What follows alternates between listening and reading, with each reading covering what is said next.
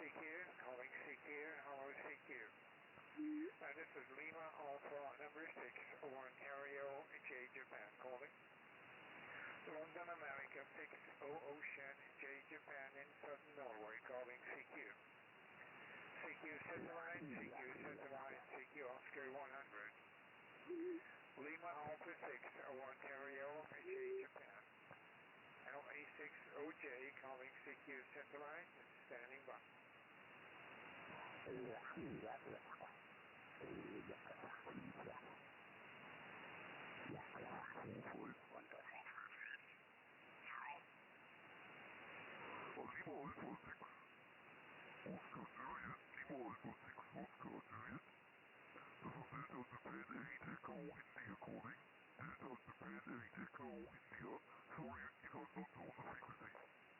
Oh yeah, okay, well on the frequency now, no problem. And I used a clarifier on my transceiver here. DJ 8 Echo India, London America 6 Ocean Japan, a very very good evening to you. Nice signal, you 5 and 959, the name here is John. Juliet Ocean Hotel November, the name is John. And I'm located on the southwest coast of Norway in Juliet Oscar 38 Hotel. So, wonder how you copy me. DJ 8 Echo India, London America 6 Ontario Juliet. Okay, London America 6 Ontario Juliet. This is Japan 8 Echo India returning. Good afternoon, John. You have very nice signal here in Central-Western Germany, 40 kilometers south of the city of Cologne on the Rhine River with Juliet Oscar 30 Oscar Papa. The name here is Hans, Hotel America Norway Sierra. Hotel America Norway Sierra. Yeah, in the peaks you are as loud as the data beacon, so 59, a little bit plus. Yeah, Mike, back to you. Lima Alpha 6 Oscar Juliet, DJ 8 Echo India. Okay, Hunter, DJ 8 Echo India. Lima Alpha 6 Ocean Japan. Yes, we do try to have the same level as the beacon strength. And I'm very close to the beacon. Sometimes a little bit under, sometimes a little over. And right now I'm just reduced a little bit the drive. I'm running about 7 watts drive with the long cable to the transporter, which is on the below the roof. I'm running about 10 watts with the Dutch equipment made by Papaiko 1 Charlie Mike Ost P1CFO. So that's the story from this side. And I'll shoot it back over to you, Hans. DJ 8 Echo India, LA6OJ. Okay, LA6 Oscar Juliet, DJ 8 Echo India returning. Very nice business, John. Everything completed. Thank you very much for the description of your rig. I'm running 15 watts. It's tuned up converter and small. Antenna is 1 meter wire dish. Mesh dish, sorry. And the antenna is dual antenna. In the middle is a horn antenna for 10 gigahertz and outside antenna for 2.4. The downlink is with a coded down converter to 433 megahertz and then ending up in an SDR so I can see and hear you on the laptop and can also judge the modulation, which is very nice from you. John, we have about 21 centigrade, a little bit of sunshine from time to time, so not bad weather. Mike, back to you to southwest Norway, Lima Alpha 6 Oscar Juliet, DJ 8EI.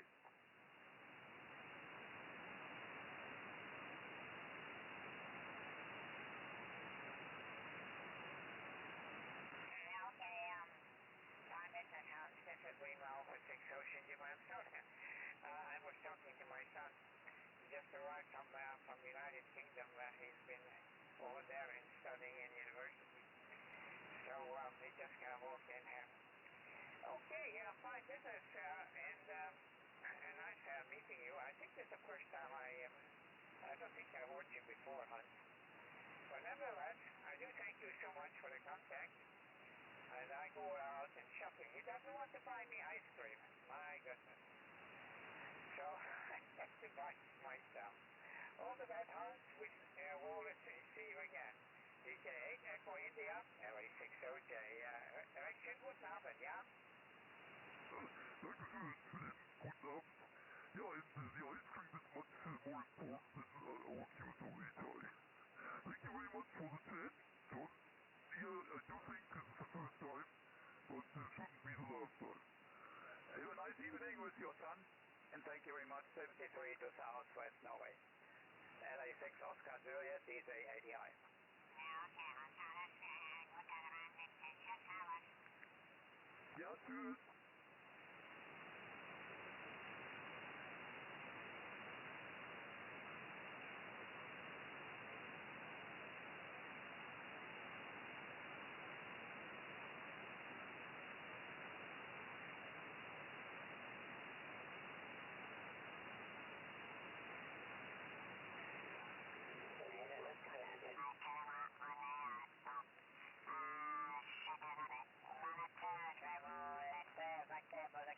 J'étais très content de faire ce contact, hein. La fois, ça fonctionne. Mais bon, côté réception, peut-être pour ma part, j'ai un peu trop de bruit. Mais je vais essayer de mettre une parabole un peu plus grande. C'est une parabole de 80 cm que j'ai. Et il arrive parfois qu'il y a un peu de bruit. Bon, elle n'est pas extrêmement bien dégagée. Voilà. Lumière 73, mes amitiés, ici Florida 4, Delta Lima Oscar, F4 DLO en QRT. Je repasse le micro pour le final.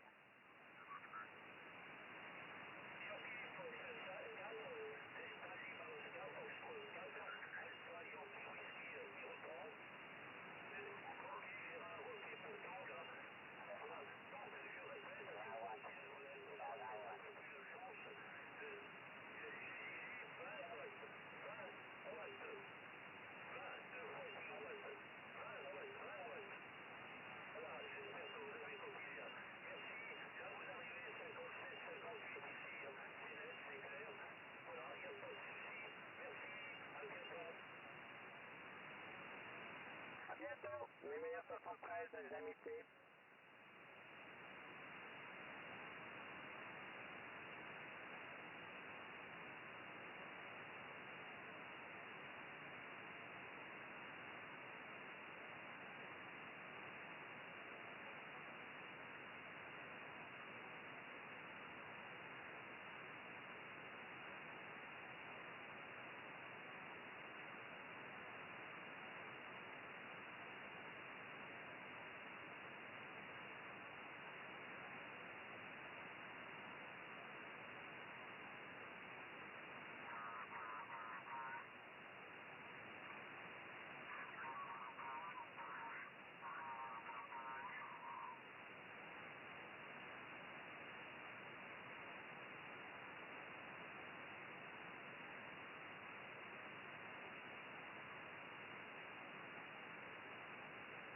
Light Q100, this is Alpha 45 Tango Tango, Alpha 45 Tango Tango, Alpha 45 Tango Tango, calling and sending back.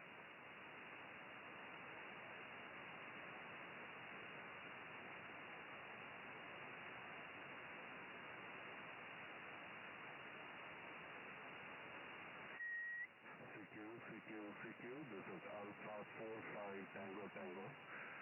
Alpha 45 Tango Tango, CQ1 Q100, Alpha 45 Tango Tango, calling and standing by.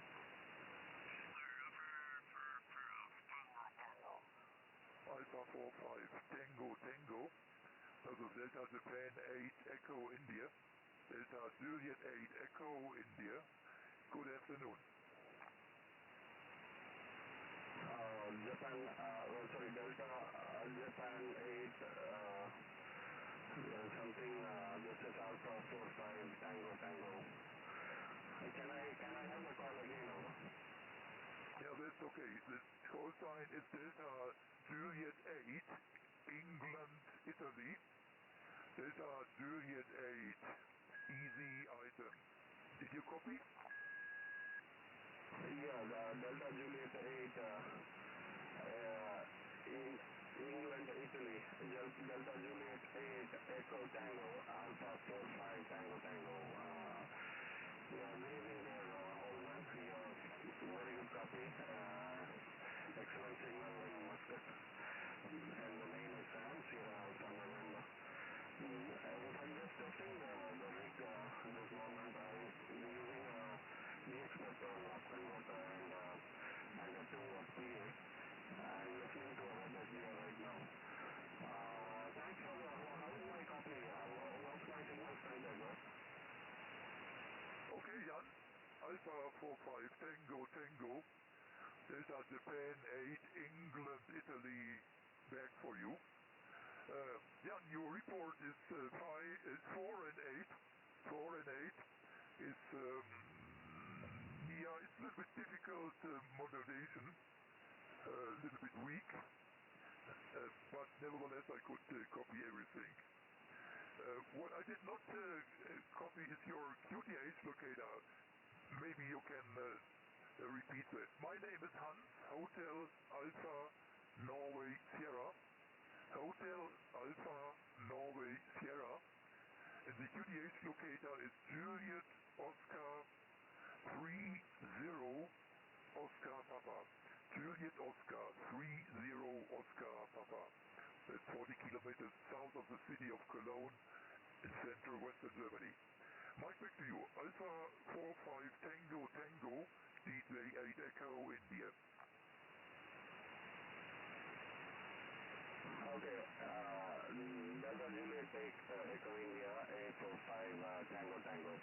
QSL has excellent signal on the side to the weather here. And I'm using converter which is from DX Petrol and with a 2-watt what do you call 2-watt PA to a Wi-Fi antenna that's the setup here. So probably the signals are weak a bit. And by the way, my QTH is LL93. Lima 93 is my locator here. Okay, thanks for the QSO. I think I need to do some flight adjustments here, so we'll take a break and we'll come join later. 73 and bye-bye. Okay, Alpha 45 Tango Tango. This is Delta Japan 8, England, Italy returning. Okay, Jan, thank you very much for describing your station. I'm running here 15 watt into 1 meter.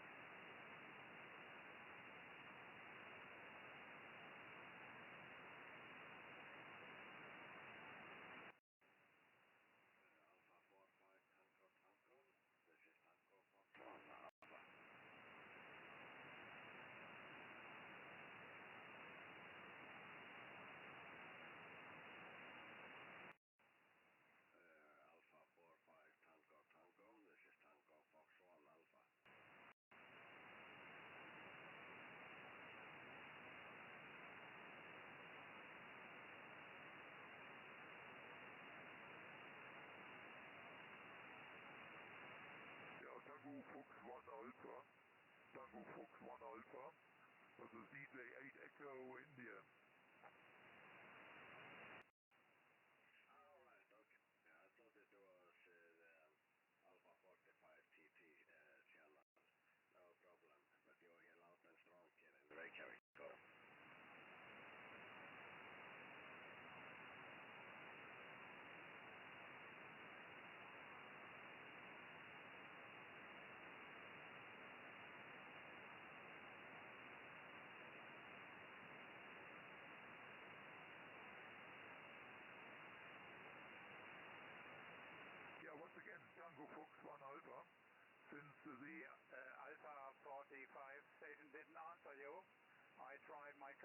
Did you copy me? Yes, repeat again. What is your call? Please repeat your call sign slowly for me. Back to you. Yeah, roger. Tango Fox 1 Alpha. This is Delta Japan 8 Echo India. Delta Juliet 8 Echo India. The name here is Hans. Hotel America Norway Sierra. Hotel America Norway Sierra. You're 5 and 9, very nice to copy. Mike, back to you. Tango Fox 1 Alpha. This is Delta Japan 8 Echo India. Yes, that's the Juliet 8 Echo India. This is Tango Fox 1 Alpha. Yep, you're also very strong, no problem to read you. And my name is Ari, like Alpha Romeo India. My QTH is in Reykjavik in Iceland. And my locator is Hotel Papa 94 Bravo Charlie. I repeat, Hotel Papa 94 Bravo Charlie. And I'm working here with a Pluto SDR and single dish. DTA 8 Echo India. This is Tango Fox 1 Alpha. Microphone over to you. Yeah, roger. Tango Fox 1 Alpha. Delta Japan 8 Echo India. I'm sorry, I'm not exactly on your frequency, but I hope you can copy.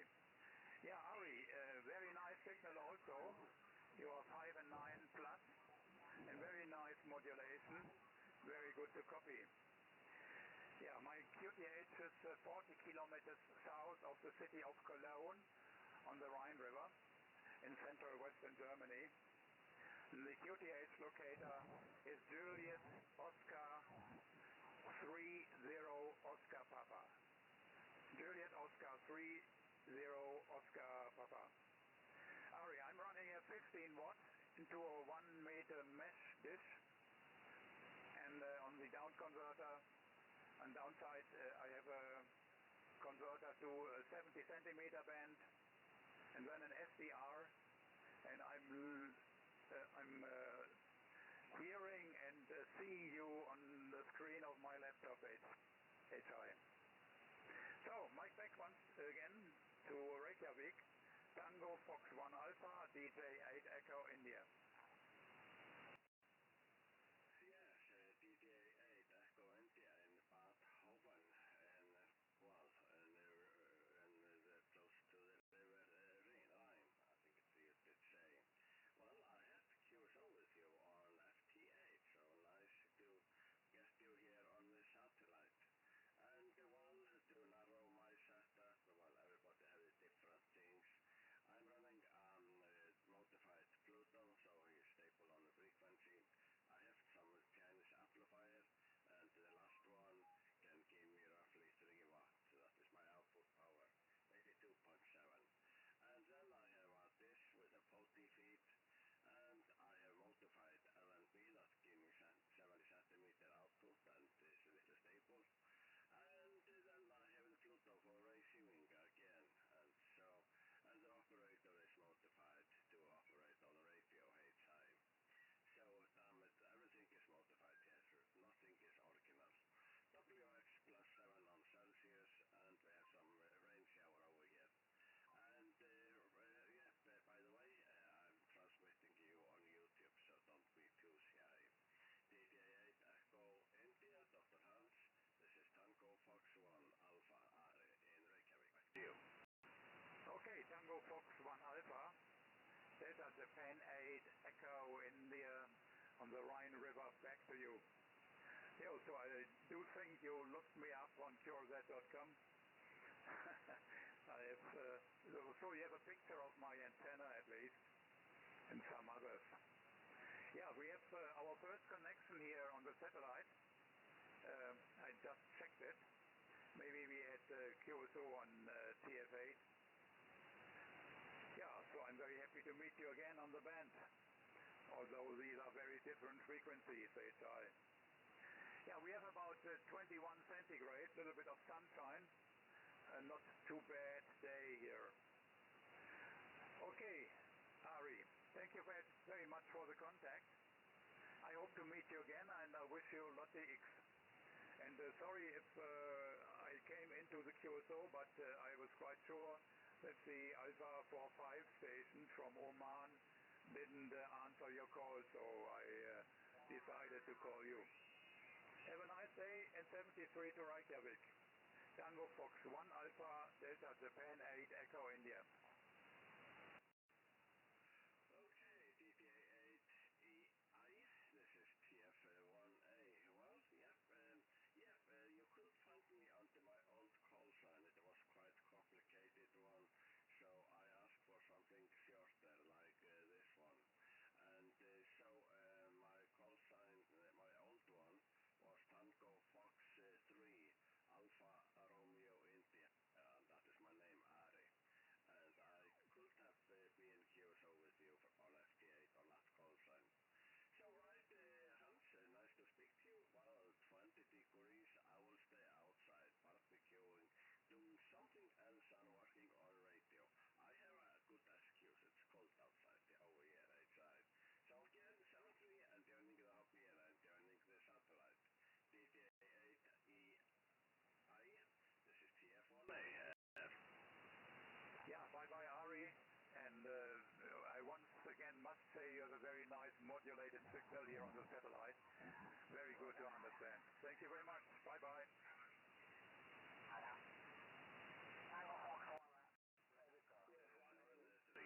Lima Bravo 9 Charlie Alpha Uniform. Lima Yankee 2 Radio. Look like you are radio. Lima Yankee 2 Romeo. Lima Yankee 2 Radio, who are you calling? Yes, Tango Fox 1 America. Lima Yankee 2 Radio. Okay, right, so I will, sorry Hans, it's your frequency, I will stay here. So hello, Lima Yankee 2 Radio, Polius, I think, no, Artas. No, I'm not going to pronounce your name. You are 5 and 9 here in Reykjavik, in the capital of Iceland. My name is Ari, like Alpha Romeo India, and my locator is Hotel Papa 94 Bravo Charlie. Lima Yankee 2 Radio, this is Tango Fox 1 Alpha, over to you. Roger. Tango Fox 1 America, Lima Yankee 2 Radio. Lieutenant Gandhi, thank you very much for replying my call. You had a nice teamwork here in Lithuania. You 509, 59 report. Your name is Paul, and Paulus in Lithuanian. Paulus is good. And you report 509 and Kilo Oscar 15 Victoria Sierra. Kilo Ocean 15 Victor Sierra. Do you copy, Ari? Tango Fox 1 America, Lima Yankee 2 Romeo. I think I got all the details here. Paul, it's much easier to say Paul with you. Okay, right, thank you for this nice QSO. There were other stations calling. So, Paul, I will keep it short this time, and nice to got the list down here on the satellite. Lima Yankee 2 Radio, TF1A 70. Thank you very much, your new country. And the satellite 73 to you and use, and see you later again. Tango Fox 1 America. Lima Yankee 2 Radio. I say you goodbye, 73. Thank you, 73. This is TF1A. Hey, this is Hotel Bravo 9, Charlie Alpha Uniform.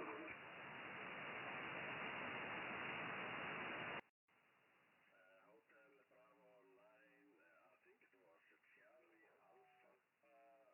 Please repeat again. Hello, Ari, this is Hotel Bravo 9, Charlie Alpha Uniform. That was easier one, Charlie Alpha United. Hi, Chris. In Switzerland, of course, why did you not say it in the beginning that is you? Well, it is a long time I spoke to you. I think it was in June and in July. So it's time to talk to you again, Chris. You are, of course, 5 and 9 over here in Reykjavik. I'm still in the same location, Hotel Papa 94 Bravo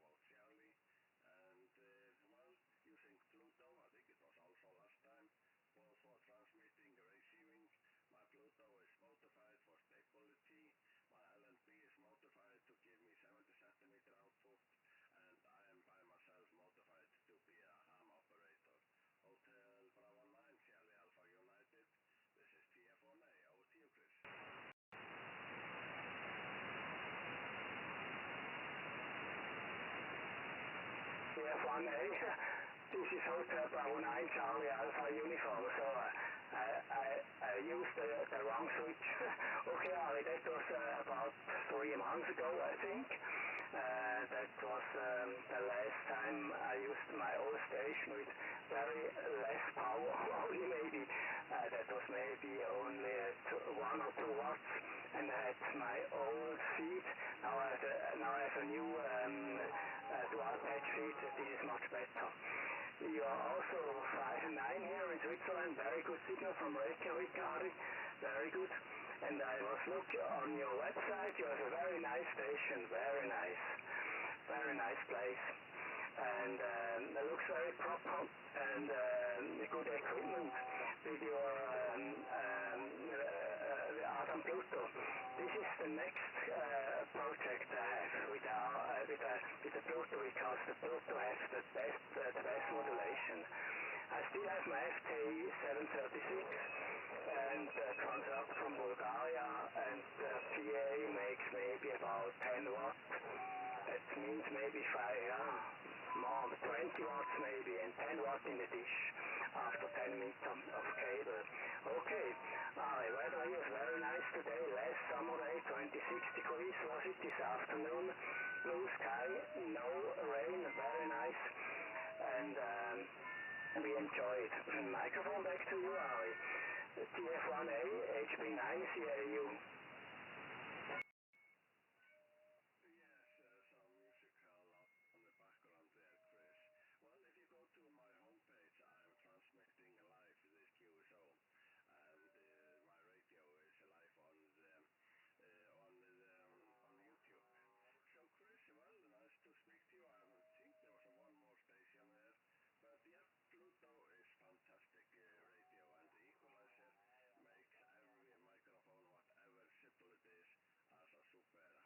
HI.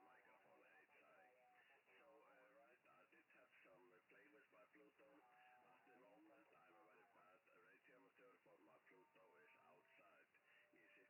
He's sitting with the antenna, and I can read it on the temperature that, well, he is 21 degrees now, so he's warming up. And I have a LAN cable from my Pluto to my shaft, so I will not lose any of my small Chinese power I have over here. I can't miss it, so I have 30-40 centimeter cable from the last Chinese amplifier, and then to make some power on the satellite. So, right, Chris, nice to speak to you, and I will stay outside in that nice weather. Everybody on the radio with sunny blue sky, and I'm here with a shower and only +8 on Celsius, so I have excuse. Hotel Bravo 9, Charlie Alpha United, this is TF1A. Over to you. Okay, Ari. It's very busy behind in the frequency. They are very busy. Okay, Ari. Thank you very much for the QSO. I just go and look on your website. I didn't know you was live on the YouTube. This sounds very interesting. Sounds very interesting, but I think you have a big antenna in the garden. I think you have enough place. It's very nice for looking. Okay, Ari, thank you very much for the QSO, and hope to meet you again in soon time. And 73 from Switzerland to Reykjavik. Bye bye, Ari. Thank you very much. Okay, right, Chris. Well, half of my big dish is inside the Christmas tree. Other half of my big dish is blocked by a fence. So I don't know how I'm making this, but somehow something is going out somewhere.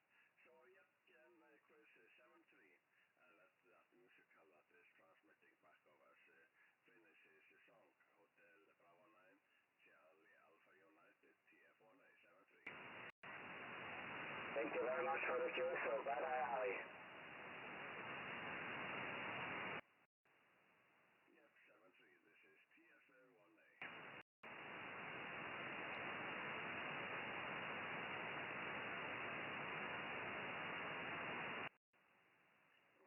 Sounds like I can take a coffee break.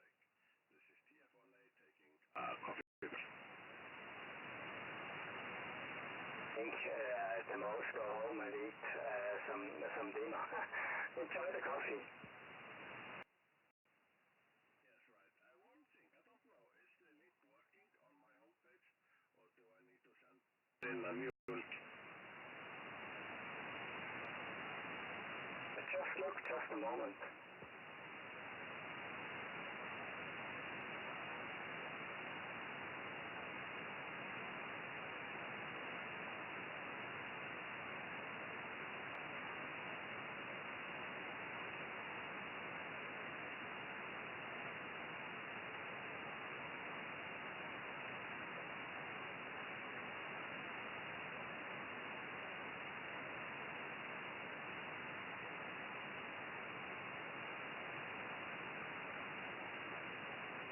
I look on your pureset.com.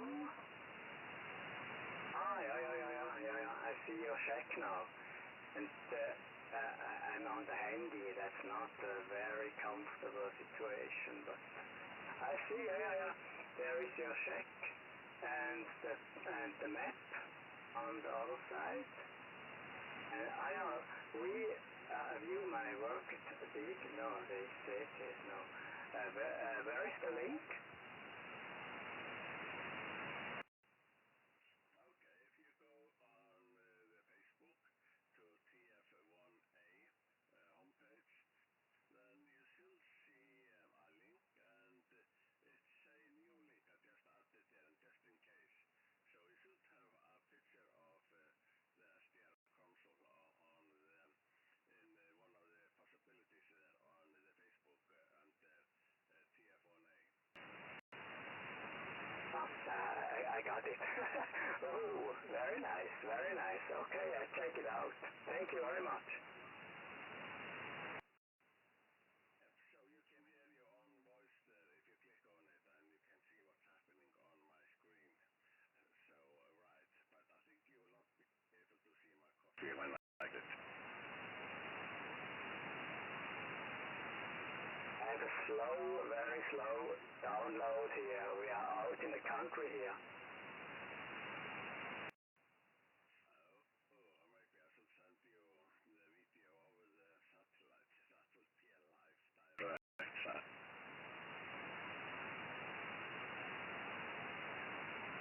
Yes. Da on YouTube. Ton einschalten. Mal schauen. I have to make louder. Here I see, meine Güte. My goodness. This is great, hey. This is great. Never see like that. Yes, it works. Cool. Then you made my day. There is one visitor watching my video, so you made my day. Yes, I did a like here, and I'm the first one I see. That's great. And this is the link. Yes, this is live on YouTube. I didn't know that it's possible. I think always YouTube is from recorded small videos, but this is live. Yep, right. Everything is possible. I just noticed it this year, 2020. No, the 2019. Oh, this is not possible yet. So I'm doing the technician too fast. I'm not allowed to do it. No, I'm joking. Yep, you can do a live broadcast on YouTube, and even by your mobile phone you can send live from everywhere in the world where you are located. Back to you, Hans. Yeah, it's true. Yeah. Good you say. Okay. Yeah. I can make live videos. I never did it. Friends of mine did it. I will see live videos from friends in Bali, and from my these are friends from my wife. My wife is from Bali, and but I never did that. It's great to know. So that works.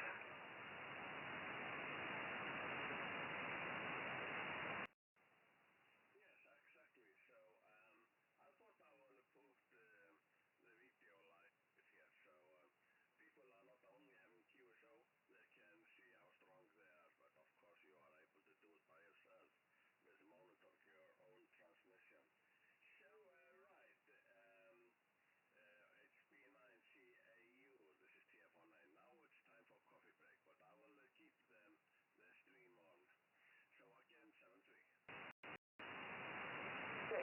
much and enjoy your coffee. That's great. Bye-bye, Ari. Thank you very much.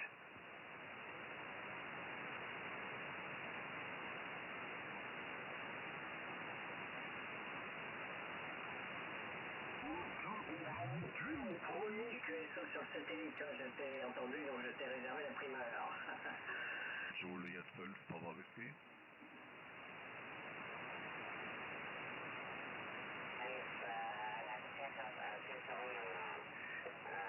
Ja, bei dir scheint das auch so zu gehen. Ja, wunderbar. Und, ja, sonst sind wir abends immer oft auf 80 Meter, so im 620er Bereich. Vielleicht bist du da auch mal zu finden oder machst du 80 Meter dann überhaupt nicht, Hans?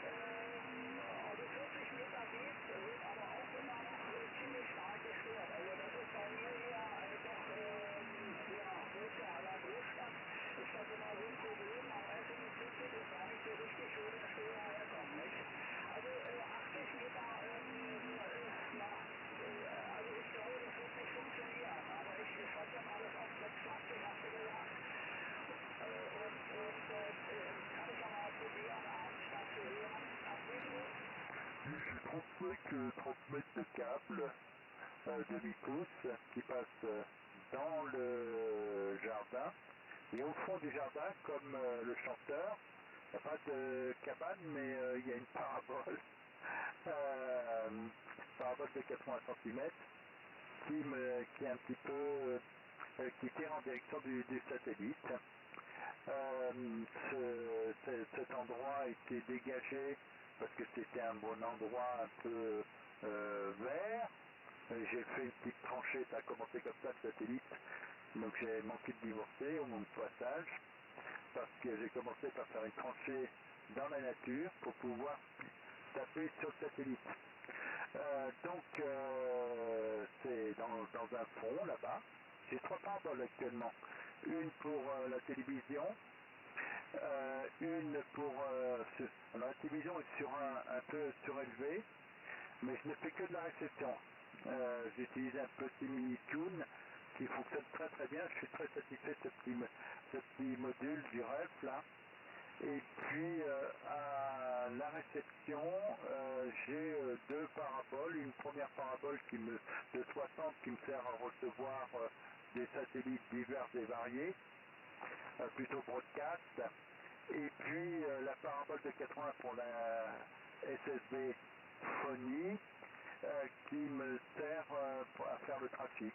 Donc le convertisseur, c'est un convertisseur de chez Kuhn.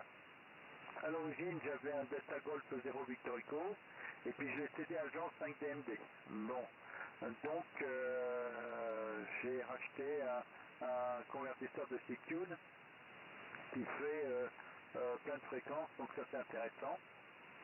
On pourra s'en servir pour faire du 10 gigas éventuellement. Pour faire du 10-368 jusqu'au 10-489, c'est impeccable. Voilà, mon photoben, c'est les câbles. Trop de câbles, ma foi.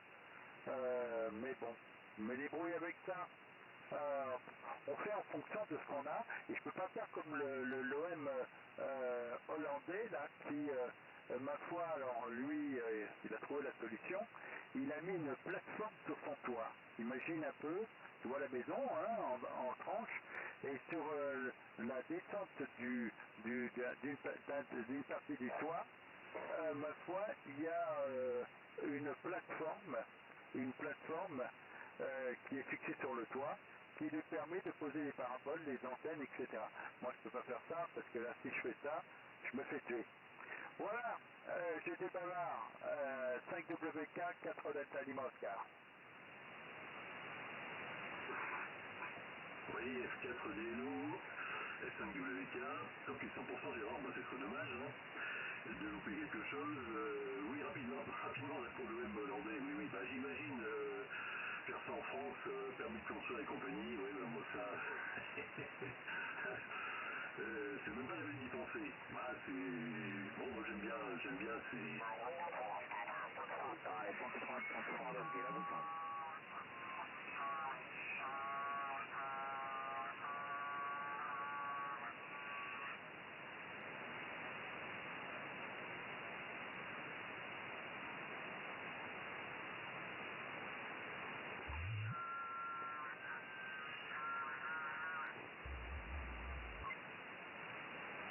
DS3SF, DS3 Fox von Delta Kilo 2 Hotel Zulu, Delta Kilo 2 Hotel Zulu, ja. Ja, DK2 Hotel Zulu. Hier ist Delta Foxtrot 3, Foxtrot, schönen guten Tag. Name hier ist Joachim, Code H hier ist in der Nähe von Bad Brückenau oder auch südlich von Fulda, 30 Kilometer südlich von Fulda. Ja, und Locator hier ist Euro 40 Uniform Foxtrot, Euro 40 UF, öffne das Mic zurück, DK2 Hotel Zulu, DF3 wird. DS3SF, DK2 Hotel Zulu, ja prima, Joachim, recht schönen guten Nachmittag, schönen Dank fürs Zurückkommen. Signal ist ja sehr gut lesbar über den Satellit. Ich kann gleich nochmal darauf achten, dass das ist mit der Sachti von der SDR. Name ist Wolfgang der Name, QDA hier in der Nähe von Stuttgart, in Juliet November 48 Romeo Whisky. Juliet November 48 Romeo Whisky, 30 Kilometer nordöstlich von Stuttgart, DS3SF, DK2 Hotel Zulu. Ja, okay. Wolfgang, kommt also rüber. Ja, kein Problem. Ich muss schon gucken, was wir für ein Datum haben. Der 16. müssten wir haben, gell? 16.9. muss ich mir gerade mal aufschreiben. Ja, okay. Ja, ich hatte hier gerade mal drüber gedreht, das Band war ganz leer. Habe ich gedacht, ich rufe mal. Allerdings mein Sender ist nicht ganz stabil. Wenn der warm wird, läuft das Stück weg, Wolfgang. Ich werde aber vielleicht nachher mal nachdrehen irgendwann. Mal gucken, wann es soweit ist, dass es wegläuft. Ja, ich habe also hier empfangsseitig einen 1 Meter Spiegel, sendeseitig 1,80 Meter und 1 Watt Ausgangsleistung. Das sind hier die Arbeitsbedingungen. Und ja, ich habe momentan noch drauf ein anderes Feed hier in Betrieb zu nehmen. Ist aber noch nicht fertig. Müssen mal gucken. Ich wollte mal probieren, ein zirkulares Feed, also momentan habe ich ein lineares, einfach so ein Rie ist das nur. Ja, wie nennt man die Dinger? Ich weiß gar nicht. Loop, ne? So eine Schleife, die haben noch Viertelabstand vom LNB. Der LNB als Reflektor. Und aber ich will noch mal gucken, dann sind zirkularen, dann vielleicht noch 3 dB mehr. Viel mehr brauche ich dann gar nicht mehr. Also 1 Watt habe ich hier mit einem älteren Kohletransverter. Allerdings ist da der Quarz ein bisschen läufig. Okay, Wolfgang, Mike zurück.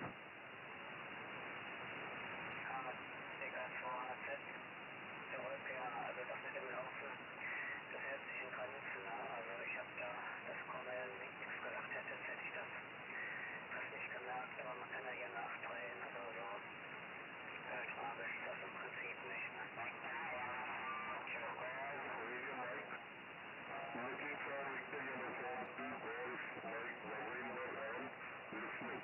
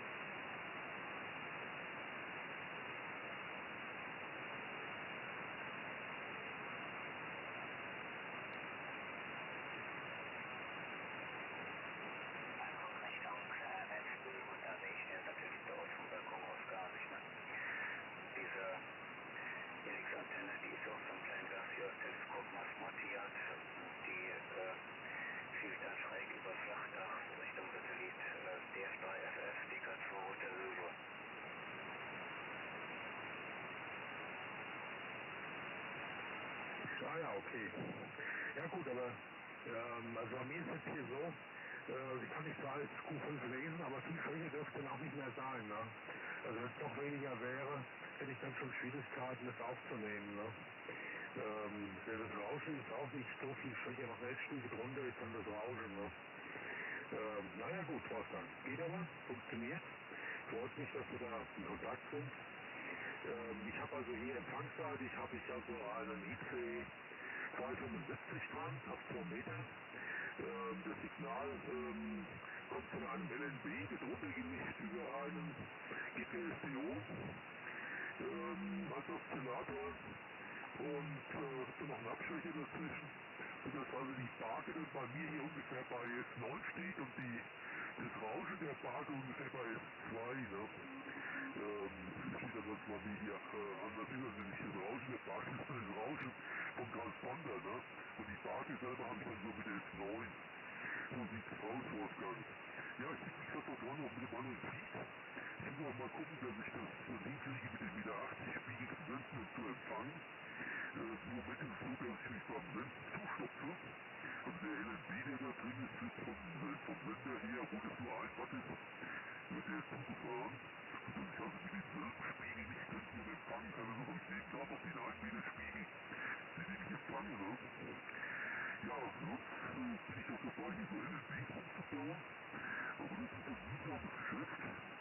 Mit den LNBs, viele funktionieren hinterher nicht mehr so.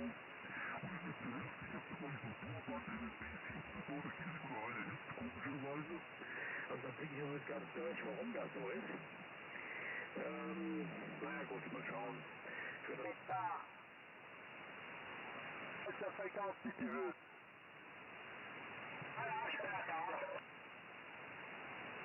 Ok, bon Georges, je te laisse la fréquence, je suis obligé de capter, on m'a appelé là.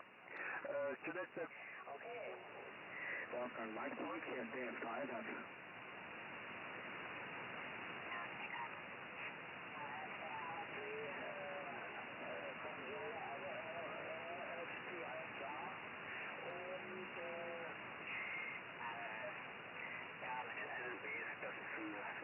Großes beliebtes Thema hier auf dem Band, wie man die hinkriegt, ziemlich genug und stabil und so weiter. Und das ist doch ziemlich ein aktuelles Thema. Ne? Also ich habe mir die Sache, wie gesagt, ganz einfach gemacht hier. Ich bin auch eigentlich gar kein so richtiger Mikrowellen-Spezialist und mache das Ganze über WebSDR, weil ich, wie gesagt, auch gar keine Spiegel empfangsmäßig und so hier installieren kann. Ne? Ja, das Signal, was ich habe, das ist tatsächlich ein paar dB schwächer als dein Signal. Das müssten also so etwa 10 dB Signalrauschabstand sein. Und ich kann mich ja über WebSDR eigentlich ganz passabel hören. Ne? Das macht also keine Probleme. Und wenn du dann den satelliten Rauschen hörst, dann müsste das ja im Grunde genommen eigentlich ähnlich sein. Ne? Ich habe hier relativ wenig Aufwand getrieben und als ich zunächst von dem Satellitenstandort erfahren habe, hier 26 Grad Ostwärts, das ist, da habe ich gedacht, ja, das kannst du eigentlich vergessen. Und dann ist mir die Lösung mit diesem Glasschwer-Teleskopmast aufgefallen. Und dann habe ich den hier Balkon installiert, den hatte ich für Kurzfälle.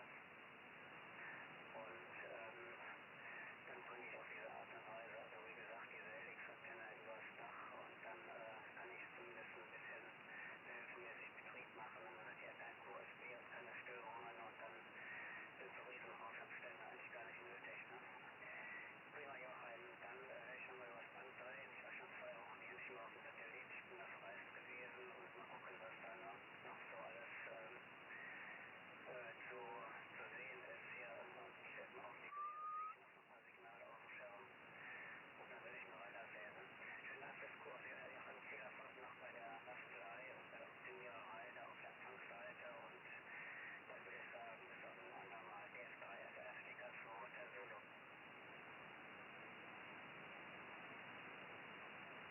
Ja, und jetzt noch? Nochmal bis zu der Anfrage von Euro. Dann kann ich mal einfach sehen, wenn man jetzt hier ins Zurückhört. So, jetzt bist du wieder finden. So, es klang also eben, als sollte noch jemand reinkommen. Wollen wir mal gucken, ob da noch jemand ist? Ja, da ist noch der Delta Juliet 8 Echo India. Ja, hallo Jörg und die andere Station. Ich habe euch schon ein bisschen zugehört und wollte dann eigentlich nach Beendigung des Kurses mal einrufen. Ne? Danke für die Einladung. Der Name ist Hans und Kuni heißt Patronet am Rhein. Mike für euch. Ja, das ist immer das Mike. Ja, mein Name ist Joachim. Ghetto 40 Uniform Foxtrot, der Locator. Das ist südlich von Fulda, in der Nähe von Bad Brückenau. Hans, ich gebe dich mal weiter an den Wolfgang, der hier noch auf der Frequenz ist. Ja, hier steht das vor. Solo. Ja, guten Nachmittag, Hans. Vielen Dank fürs Einrufen. Sekunde, ganz passabel aufzunehmen. Ja, 5-8, November SDR, Name Wolfgang. Wolfgang der Name. 30 Kilometer nordöstlich von Stuttgart in Juliet November 48 Romeo Whisky. Juliet November 48 Romeo Whisky. Der Zweirad an einer 25 Element Helix, 25 Windpoint Helix Antenne. DJ8EI für die Runde, over. Ja, okay. DF3 FF, DK2HZ, DJ8D. Joachim und Wolfgang. Alles gut aufgenommen. Der Wolfgang ist nicht ganz so stark, aber ist Q5 und der Joachim ist ein bisschen stärker, so S8 bis 9. Ja, ich hörte euch das schon einige Zeit zu und ich bin auch immer interessiert an Empfindlichkeiten und Pegeln und Rauschen und sonst wie. Dann hätte man an euch eine Frage. Ich empfange hier mit einem Kuhne Down Converter auf 433 MHz und das geht in einen SD-Airplay und ich sehe euch und höre euch hier auf dem Laptop. Die Datenbarke ist bei mir ungefähr 5-6 dB schwächer als die CW-Barke und da würde mich mal interessieren, wie das bei euch ist. Joachim, bitteschön. Ja, okay. Also muss man hier leise drehen, sonst ist es zu hochgekommen. Ja, das ist bei mir ähnlich. Ne? Also jetzt genau in dB habe ich nicht abgelesen, aber das kommt hin. Ne? Und ich erreiche auch nicht den Pegel der Barke. Ne? Das weiß ich also. Ich habe hier einen Watt auf 1,80 Meter Spiegel mit einem Loop-Erreger, der Lambda Viertel vorm LNB steckt oder befestigt ist. Und ich warte momentan noch drauf. Ich will da so ein zirkulares Feed mal machen. Und das ist aber noch nicht fertig. Da muss ich mal gucken, dass das dann die Tage noch was wird. Ne? Ich wollte erst einmal unterhalb vom Spiegel das Gras entfernt. Das stand fast 1 Meter hoch. Ich komme da mit dem Rasentraktor nicht hin unter dem Spiegel. Da habe ich also mit so einer größeren Drahtschere habe ich heute erst einmal das Gras da weggemacht. Das wächst nämlich schon langsam in den Spiegel rein. Obwohl das ein großer Spiegel ist. Ne? Naja gut. Ja, der stammt aus den Anfangstagen des Sankt-Wittenfernsehens. Und der hat also jahrelang hier in der Ecke gelegen, war schon 30 Zentimeter tief in den Boden eingewachsen. Aber ich habe ihn wieder ausgegraben und reaktivisiert für den SL-Satz. Ne? Ich will also HTV damit machen, empfangen kann ich das schon. Sendesaal ist noch nicht so weit. Ne? Und mit dem LNB-Speed noch am Kämpfen, das will noch nicht so, wie es soll. Ich habe da so andere Modulatoren eingebaut. Ja, fertig, so was weiß ich, 3 oder 5 mm ungefähr groß, winzig klein. Macht dann richtig Schwierigkeiten, die da einzubauen, weil sie so klein sind. Ne? Aber es ist komisch, ich habe so ein Duo-LNB. Ich suche was schon so ein Twin-LNB, ne? Das sind 2 Ausgänge. Der eine Ausgang funktioniert, der andere funktioniert gar nicht, obwohl der Oszillator für beide zuständig ist. Ne? Da muss ich noch mal gucken, woran das liegt. Naja gut. Du hast mit ihm zu tun demnächst. Ich will dich noch spielen. Das ist gut in der Werkstatt. Und mal gucken, vielleicht bis Ende der Woche, dass das dann was wird. Okay. Das zeigt dann erstmal an den Hans CSDF3FF. Ja, okay, danke schön. Ich bin nicht ganz auf der Frequenz. Warte mal, ich drehe nochmal so ein ganz klein bisschen. 1, 2, 3, 4, 5. 1, 2, 3, 4, 5. So, wieder ein bisschen besser. Ja, ich bin da nicht ganz passiv. Ja, danke. Dankeschön für die Beschreibung. Ich habe mit LNBs auch mal versucht, aber nachdem ich ja den dritten geöffnet hatte, für den es irgendwo eine detaillierte Umbauanleitung gab und ich festgestellt habe, dass mein LNB trotz der gleichen Bezeichnung völlig andere Innereien hatte, habe ich dann frustriert aufgegeben und bin an mein Sparkonto gegangen und habe mir so einen Kohle-Down-Konverter gekauft. Ne? Zwar eine Steuer, aber damit ist man das Problem los. Der ist unglaublich stabil und naja. Ja, ich habe einen uralten Oscar 40 Drahtspiegel, den habe ich, weiß nicht, vor 20, 25 Jahren mal gekauft, für Oscar 40 Downlink, 13 cm, und den habe ich jetzt reaktiviert und davor ist ein Dual Bandfeed Pitch Strahler für 2,4 GHz und ein Hornstrahler für 10 GHz. Und das tut eigentlich soweit ganz gut. Ja, ich versinke ein bisschen durch die Massenweite bei 10 GHz. Habe in der Literatur mal ein bisschen geblättert. So 2 bis 3 dB. Ich müsste also ein feineres Massendrahtgitter da drauf machen.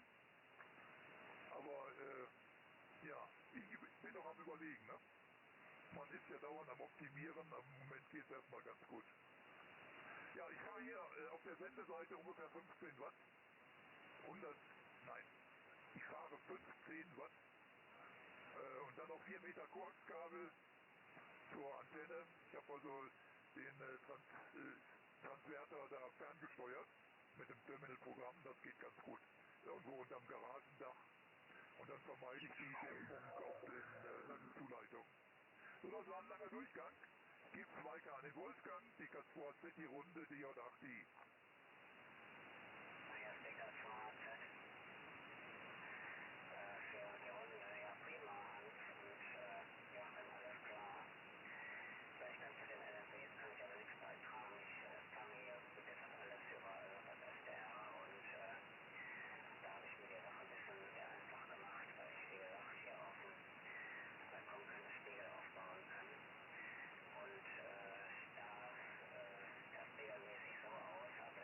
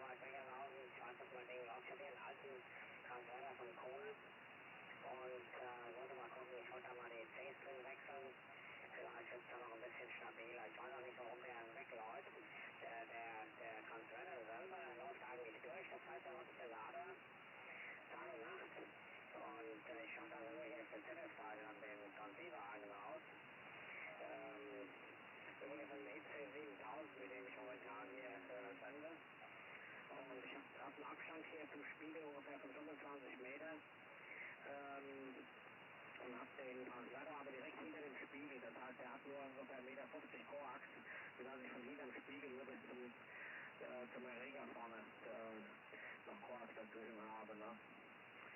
Und ja, da hat sich also noch nur sehr wenig Verlust. Ich habe da so ein, wie nennt sich das? Kommt das nicht drauf, dieses Kabel. Das hat bei 10 GHz hat es eigentlich B pro Meter.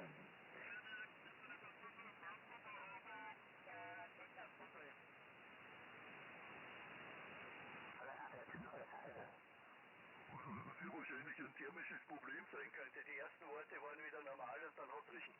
Und dann kann ich ja je nach Pegel auf 70 cm macht er dann mehr oder weniger Leistung. Ne? Und ich habe da so ein stellbares Dämpfungsglied. Da kann man diese Fernsehdämpfungsdinger da für SAT-TV nehmen. Und die haben ja rechts und links 75 Ohm. Da kann man dann parallel, glaube ich, waren es 100 Ohm oder irgendwas schalten. Dann hat er eben 50 Ohm rechts und links. Und das geht ganz gut, weil man dann stufenlos hoch und runter drehen kann.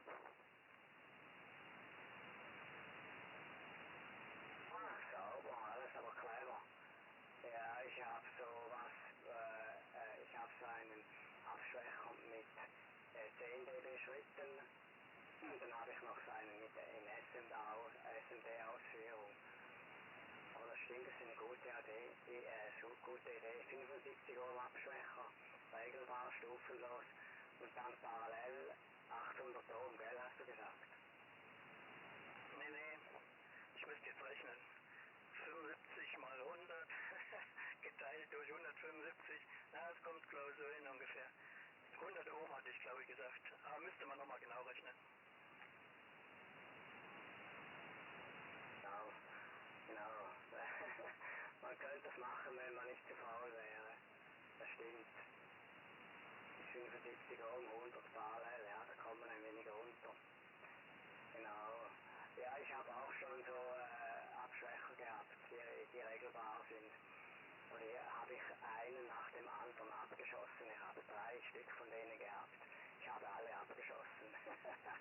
Das ist also, und zwar war das, währenddem ich den Transponder da gebaut habe, hatte eine Ausgabefrequenz, glaube ich, von 23 cm, genau, das war der Default. Da konnte man dann umstellen und bis auf 24 GHz hatte er überall Ausgaben auf jedem Mikrowellenband. Also das 23, 13, 6, 10 GHz und also 23 cm, 13, ja genau, dann 5,7, 10 und 24 GHz, genau. Und dann habe ich ihn für die ZF gebraucht. Und dann immer mit dem Abschwächer die Pegel eingestellt und dort habe ich dann alle 3 abgeschossen. Die habe ich heute noch. Die könnte ich langsam fortschmeißen. Naja gut, aus meinem Transceiver kommen nur so rund 500 Milliwatt. Also da muss man schon sich Mühe geben, irgendwas abzuschießen. Aber es gibt ja auch so Transceiver, die können nur runter bis 5 Watt oder so. Da muss man dann natürlich aufpassen.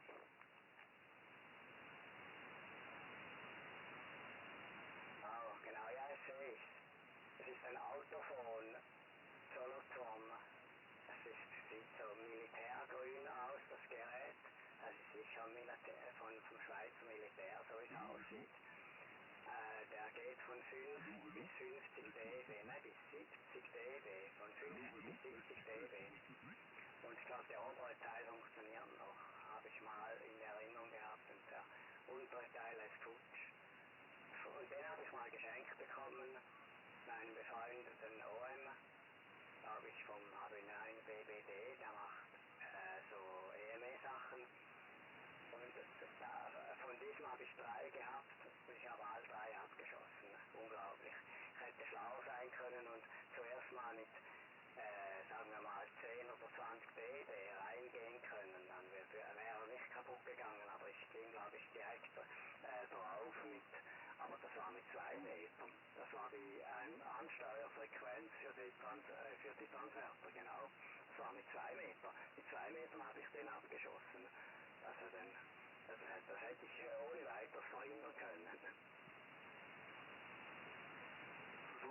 noch jemand reingerufen, aber ich will sowieso Schluss. Dann erstmal schönen Tag noch, 73, schönen Abend. AB9CRU von DD0 Charlie Whisky. DD0 Charlie Whisky, AB9CRU. Okay, dann lasse ich dich springen. Ich danke vielmals fürs Grüßen, Frank. Bis zum nächsten Mal. 73 und noch einen schönen Abend. Delta 0 Charlie Whisky, AB9CRU, dann auch QRT. Und ich höre da nochmal rein. Ja, tschüss. Tschüss, Frank.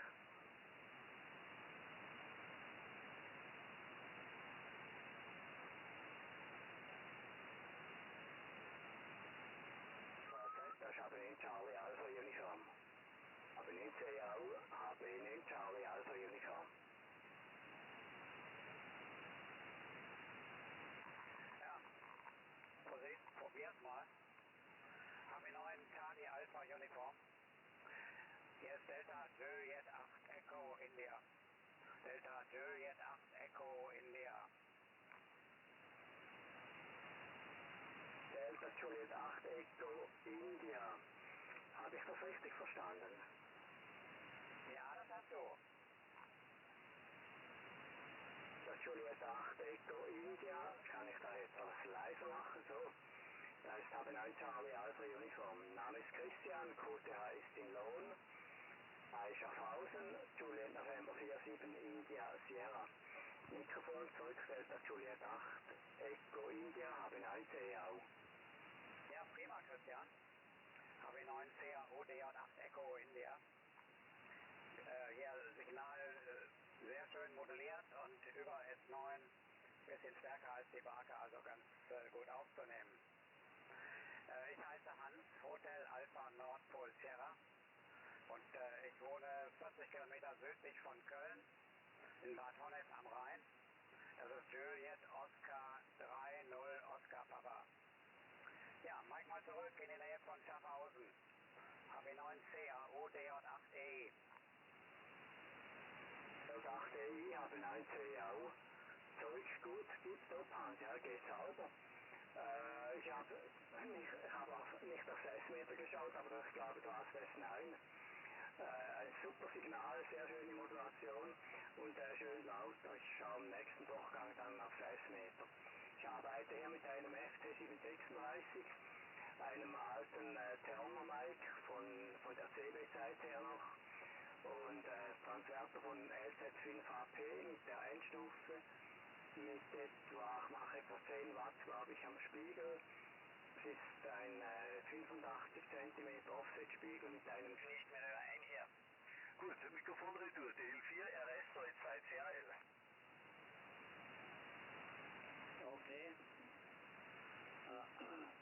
Weiter einen schönen guten Spätnachmittag, Abend.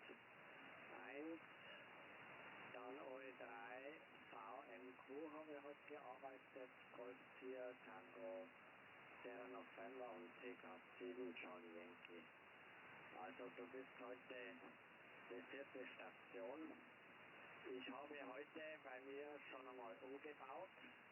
Jetzt steht mein Satellitenzeug im Check alles da, was hinkommt. KWVH und Spannungsverhau ist noch mehr geworden. Jetzt muss ich mal nachzählen. 1, 2, 3, 4. 4 Geräte stecken da drin. Und da glaube ich steckt das Funkgerät gar nicht drin. Oder doch? 1, 2, 3, 4. Doch, das Funkgerät glaube ich steckt schon mit drin. Also, es wird halt immer mehr. Das ist ja so. Wetterbericht hier. Wir hatten heute an einigermaßen. Es war nicht mehr, sagen wir mal, super, aber es war schon noch schöner später Sommertag, kann man schon noch sagen. Temperatur haben wir momentan jetzt 23,9 Grad. Und dann ist am besten, ich schaue meine Photovoltaikanlage an, das habe ich aber dann beim nächsten Durchgang. Da kann er dann nämlich auch sagen, wie oft Wolken drüber gekommen sind, wie oft das Ganze abgebrochen ist. Aber ich bin da schon, muss ich sagen, sehr zufrieden. OS2CAL, DL4S. Ja, DL4S, OS2CAL kommt zurück. Ich habe gerade einmal nachgeschaut, ich habe gerade ein Thermometer, das ist oben in der Wohnung. Das Außenthermometer, ich habe nachgeschaut, Salzburg Flughafen meldet 26 Grad noch. Ja, es ist in der Tat noch ziemlich warm draußen. Ja, also es war wahrscheinlich Föhnwetterlage. Und schauen wir mal, wenn das zusammenbricht, dann wird es gleich schlecht. Das geht ja oft innerhalb ganz kurzer Zeit, dass der Föhn aufhört und dann ändert sich das Wetter dramatisch hier am Alpen-Nordrand. Ja, so schaut es aus. Also wie gesagt, es gibt bei mir überhaupt nichts Neues zu berichten. Und ja, Photovoltaik, ich habe jetzt gerade mit meiner Frau wieder diskutiert. Man muss da in meinem oder in unserem Alter eine gewisse Liebe dazu entwickeln. Weil wenn man da was Vernünftiges macht, sind die Investitionskosten doch relativ hoch. Und das kann man sich also mit Stromersparnis, ja, das refinanziert sich bei meinem Alter oder bei unserem Alter überhaupt nicht mehr. Und ich habe einmal mit ein paar Paneele angefangen, das war so versuchsweise, die habe ich aber dann wieder weggerammt. Also ich habe davon Abstand genommen. Wir haben die Bude gebaut, wann war das? Wir haben 1972 haben wir zum Bauen angefangen. Ich habe sehr, sehr viel selber gemacht und aus heutiger Sicht würde man natürlich das eine oder andere anders machen, aber aus damaliger Sicht war es natürlich eine logische Vorgangsweise und Geld haben wir auch nicht in Massen gehabt. Und so ist es halt jetzt, wie es ist. Und wie gesagt, da noch irgendwelche Dinge auch im Sinne von Wärmepumpen umzuändern, das würde relativ einen großen Aufwand bedürfen und das tue ich mir also echt nicht mehr an. Das bringt es nicht. Aus meiner Sicht zumindest. Ja, Sepp, so schaut das aus. Wir haben einen großen Garten, wir machen das eigentlich sehr biologisch, so weit wie möglich. Meine Frau kümmert sich da sehr drum. Wir haben ziemlich viel Baum stehen und wir sind richtig zugewachsen schon im Laufe der Jahre. Also wie wir zum Bauen angefangen haben, war das eine blanke Wiese und jetzt ist alles grün mit Bäumen. Wir haben einmal einen Grund abtreten müssen, weil die Stadtgemeinde gesagt haben, das muss so sein, weil sie Straßen bauen wollten, das ist dann eh nicht gekommen. Wir haben 300 Quadratmeter unentgeltlich und kostenfrei abgetreten, das heißt, man muss einer den Grund schenken und die ganzen Kosten der Übertragung auch noch selber tragen. Dann ist mit der Straße nichts geworden, dann haben sie gesagt, nein, das wird eh nichts, aber sie möchten die Straße nur ein bisschen verbreitern mit einem Grünstreifen. Jetzt haben wir wieder 100 Quadratmeter zurückgekriegt. Da haben wir wieder alles zahlen müssen für das Einverleiben. Ja, und für den Spaß haben 7 oder 8 schöne, dicke Birken haben daran glauben müssen, die haben wir umsageln müssen. Das Holz wollten sie uns auch noch wegnehmen. Das haben wir aber dann bis in die singende Nacht mein Schwager und ich mit 2 Kettensäge haben wir das alles zerschnitten. Meine Frau hat es weggeradelt mit dem Radlbock. Nächsten Tag sind sie gekommen. Hab gesagt, wo ist das Holz? Haben wir gesagt, ja, das liegt da drüben. Und wir haben das ganz ohne Ballfinger. Also wenn ich sage ohne Ballfinger, das ist ja die österreichische Firma, die da diese Lastenkräne für Autos und alles mögliche andere produziert. Also da haben sie uns schon ganz schön hergeärgert. Damals wollten wir, wie sie uns die 300 Quadratmeter abgenommen haben, wollten wir eine Reduktion der Grundsteuer haben. Wir gesagt, wegen den Schmarrn tun wir uns das nicht an. Aber wie wir dann 100 Quadratmeter mehr gekriegt haben, haben sie gesagt, wir wissen was, jetzt müsst ihr mehr Grundsteuer zahlen. Und die Kanalgebühr haben sie uns auch sofort angehoben. Also das sind alles Gauner, ich sage das einmal ganz offen. Gut, jetzt habe ich mich ausgekotzt, Sepp, DL4, Romeo Sierra, OS2CAL. Okay, prima. Alles einwandfrei hier angekommen, Walter. Also, ich kann ja sagen, ich bin seit 64, 2014 habe ich die Photovoltaikanlage gebaut. Die hat brutto so 37.000 Euro gekostet. Da habe ich ein wenig Förderung gekriegt für den Akku und die Mehrwertsteuer habe ich zurückgekriegt. Und da habe ich so 26.000, 27.000 Euro habe ich dann selber zahlt. Und in 10 Jahren ist das alles zahlt.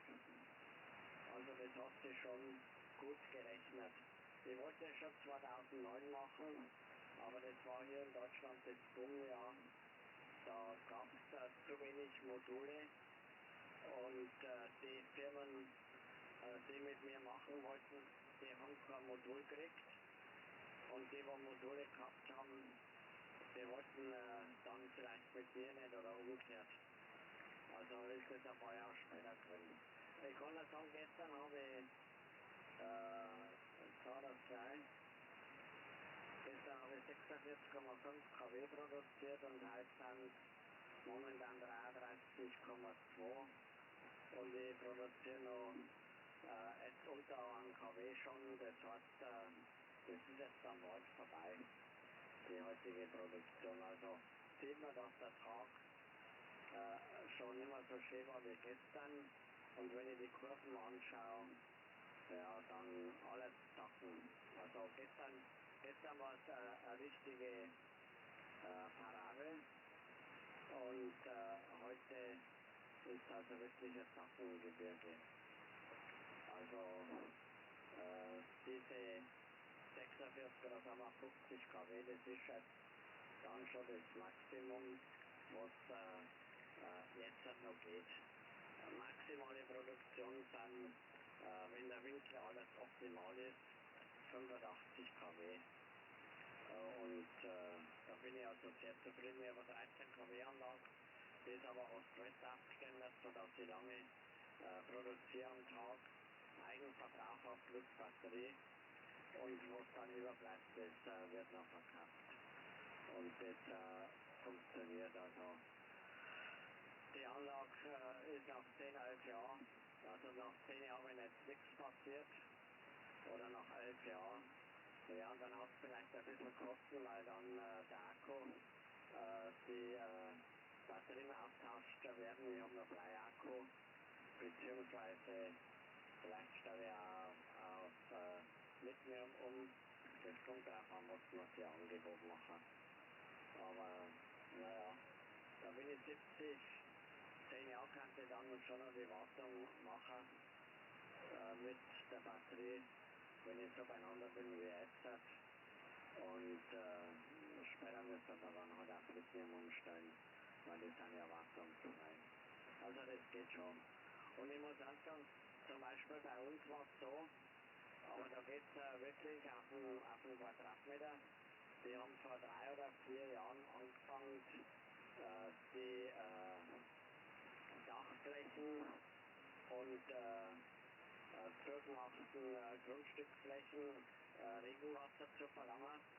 Und das haben die alles über Satellitenbilder ausgewertet. Und da gibt es also nichts zum Teilen. Und wenn die mir 100 Quadratmeter abnehmen, dann müssen sie die Haus- und Grundsteuer reduzieren. Und wenn sie mir wieder zurückgeben, dann können sie es halt wieder verlangen. Aber nicht da zweimal hin und her und jedes Mal da noch Geld kassieren. Also, da kann man dem mir schon recht. Aber ich glaube, da ist bei uns auch nicht so geschieht oder so. Da bin ich schon sehr zufrieden, weißt du. Und mit dem Wetter auch noch, also gestern war ja für uns schon, oder für mich ein trauriger Tag. Wir waren gestern auf Nacht noch im Teich, haben Gott sei Dank die 3 Schildkröten erwischt. Ich habe so Rotwangen-Schmuckschildkröten, die am Land und im Wasser leben. Die habe ich schon im Keller umquartiert.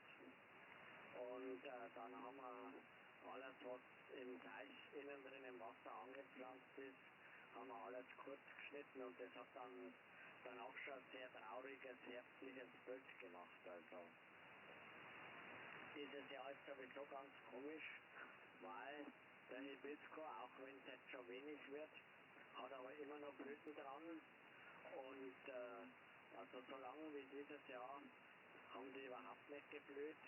Und dann ist halt so, wenn die Blüten dann alle abgefallen sind, dann kann man sagen, dann geht es mit großen Schritten im Herbst der etwas kälteren Jahreszeit entgegen.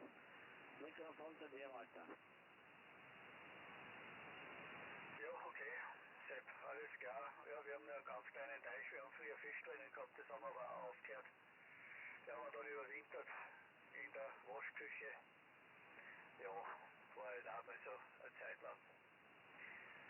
Ja, also wie gesagt, wenn du sagst 85 Kilowatt, du redest von Kilowattstunden, also von der Energie, die du produzierst. Ja, ist okay. Also wie gesagt, ich tue mir es nicht mehr an. Du bist jetzt, ja, also ich habe bis 67 gearbeitet. Das war also 2010. Ich meine, offiziell musste ich ja in Pension gehen mit 65. Aber ich habe noch angehängt, ich war noch 2 Jahre darüber hinaus tätig im Ausland. Ich bin also mit 67 zurückgekommen. Und da hat mich natürlich eine allfällige Photovoltaik auch nicht interessiert. Weil wenn man so lange weg war, muss man sich erst in Europa wieder mal eingewöhnen. Und das war ehrlich gesagt ein mentales Problem. Ja, und ich bin jetzt im November dann 76 und ich muss ehrlich sagen, ich tue mir es nicht mehr an, weil ich will es einfach nicht. Nicht, dass wir das Geld nicht hätten, aber ich tue mir es nicht an.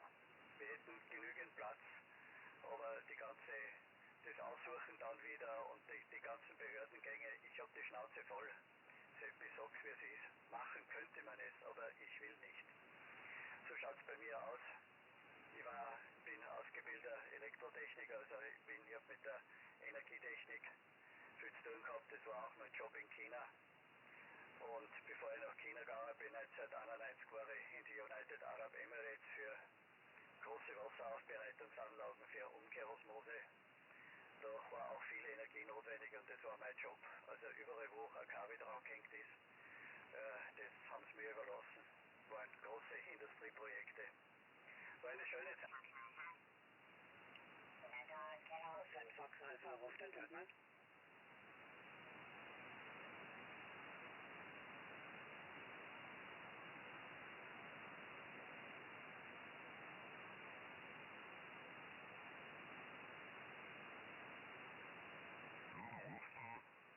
Auf dem Wasser gewesen, oder?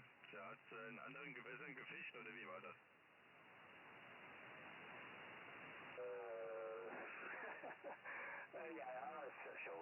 Schon, aber ich glaube, es war nicht deswegen, sondern es hat sich so ergeben, ich war weg 3 Monate und, oder nein, es waren nur 2 Monate, ich war nur 2 Monate weg und meine Freundin war damals 18, das ging dann schnell. Dann hatte sie einen anderen, die war dann später verheiratet, hatten 2 Kinder. Jetzt sind sie beide schon Großeltern, aber nicht mehr zusammen. Und ja, da hat jeder sein Leben dann gefunden. Ich habe jetzt auch 2 Kinder, die sind jetzt Teenagers. Und ja, richtige Backfische. Naja, siehst du, dann ist es dir ja besser gegangen wie deine Ex-Freundin. Aber so ist das dann, ne? Wenn man in jungen Jahren die Liebe hat, das kann ich mir schon vorstellen, und kommt vom Schiff runter und dann ist vorbei. Da macht man schon ganz schön dicke Augen, ne? Da wo ich war ein Stückchen weiter, ich war in Toulon und ich habe mich da vorher gar nicht so richtig vorbereitet, habe natürlich dann die deutsche Geschichte um die Ohren gehauen bekommen, aber vom Allerfeinsten, und habe noch nie so viel Kriegsschiffe gesehen. Wie in Toulon, ne? Da scheint die komplette französische Mannschaft zu stehen dort.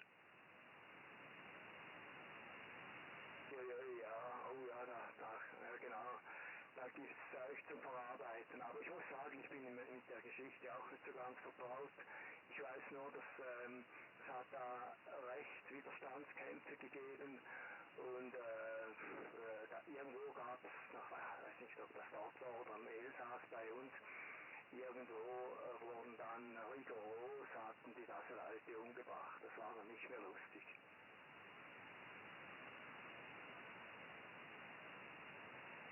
Ich habe das so verstanden, dass über diesen Weg dann letztendlich Frankreich zurückerobert worden ist, ne? So war das da wohl gewesen, 1944. Und das sind heute noch ein Flugzeugträger, was ich ich also gesehen habe, du musst dir vorstellen, ich hatte so eine kleine Villa, Glück gehabt, ne? Hab eine private Villa gefunden, aber ohne Fernseh und ohne WLAN. Und du guckst dann morgens aufs Meer mit einem Kaffeetopf in der Hand und guckst auf so ein Schiff, was ich noch nie aus der Nähe gesehen habe. Ich dachte erst, es ist ein Flugzeugträger, aber es war ein Hubschrauberträger. Sowas gibt es dann auch. Hab dann herausgefunden, die sind dort beheimatet. Und obendrauf ist genauso eine Landebahn. Nicht ganz so groß dann wohl wie ein Flugzeugträger, aber allerhand Material im Bauch.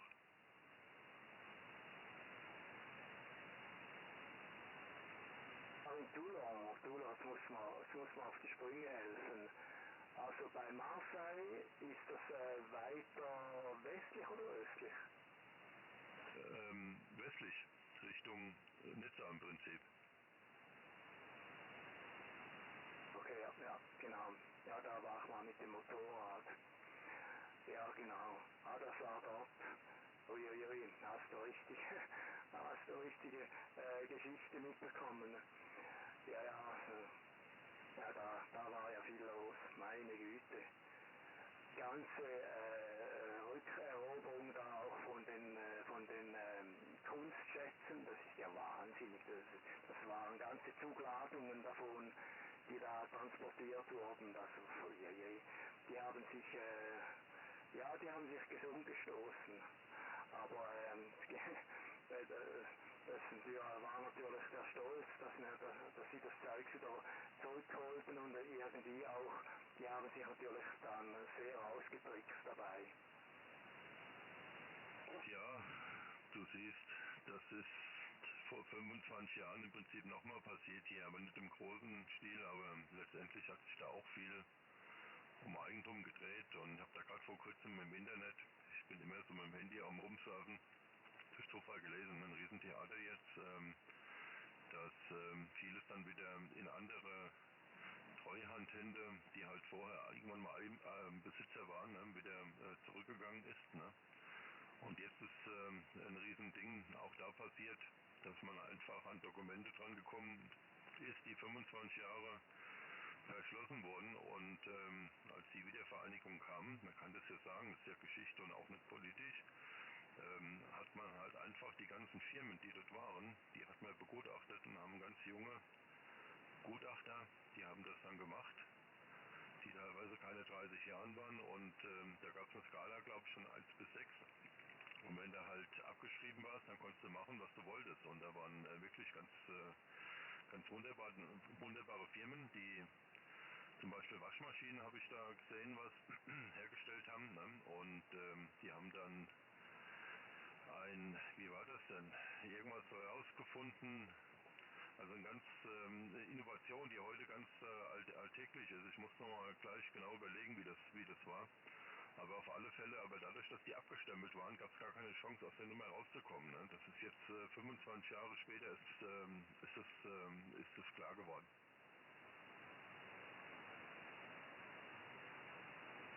Haben sich diese Firmen oder vielleicht auch Patente unter den Nagel gerissen? Das war natürlich ein Chaos. Dann war das möglich. Und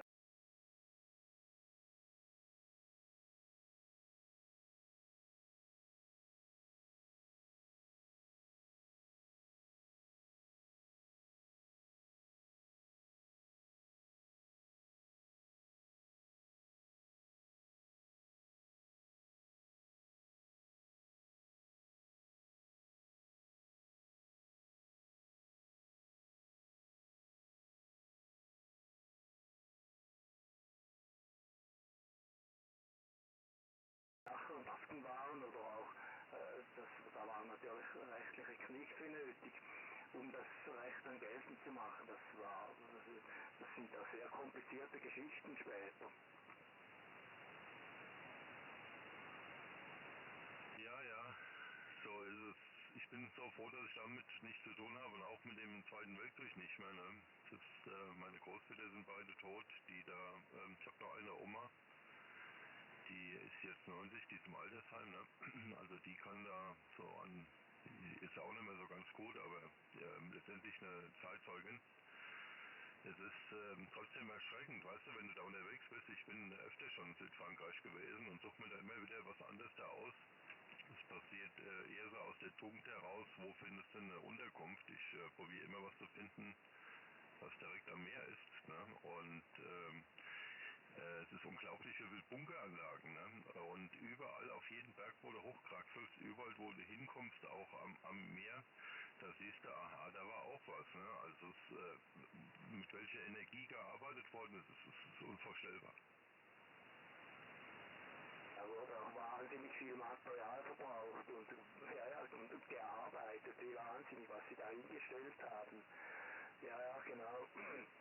Ja, mein Vater ist auch, der lebt jetzt nicht mehr, aber der ist auch mit 20 an der Grenze gestanden. Der war da im Schweizer Militär und hat dann die Deutschen gesehen auf der anderen Seite des Rheins. Die haben mir immer erzählt, die haben natürlich immer Angst gehabt, dass die Deutschen kommen. Und einmal war es wirklich sehr gefährlich. Und da hat er gesagt, er hat gewusst, wenn die gekommen wären, hätten sie keine Chance gehabt, die Schweizer. Weil er hat gesagt, die Deutschen waren irgendwie 10-mal besser bewaffnet als die Schweizer. Die Schweizer hatten fast nichts und die Deutschen waren bewaffnet bis auf die Zähne und er hat gesagt, dann hätten wir den Krieg verloren. Aber der stand einfach dort und das ging dann vorbei. Und zum Glück ist ihm nichts passiert, aber er hat, bis er gestorben ist, immer wieder davon erzählt und die ganzen Bücher gelesen. Das hat ihn wahnsinnig beschäftigt, diese ganze Geschichte. Naja, das kann ich mir vorstellen, ne? Das höre ich auch aus Luxemburg, ne? Der Günther, der Lexo My Golf, den kennst du, glaube ich auch. Ich glaube, ich habe dich auch schon auf 80 Meter gehört. Der hat auch erzählt, ne? Also die alten Luxemburger, die ziehen die Nase hoch, ne? Da war ganz schön was los gewesen, ne? So ist es, ne? Und heute bist du da und bist dann wieder hier und das ist auch ganz gut so. Ich fahre da immer mit dem Mietauto rum und habe auch schon so einen alten Traum leben wollen, ne? Mit dem Cabriolet am Meer rumfahren, aber das geht gar nicht. Christian, weil du keinen Parkplatz findest. Ne? Und ich habe mal eins gehabt, ne, ein Cabrio, obwohl ich hier zu Hause eins habe, aber mit dem fahre ich nicht da runter. Mit meinem zweiten. In seinem Atemzug dann auch eine gute Erziehungsfamilie. Eine Leistung von unter einem Milliwatt, also ich so knapp 8.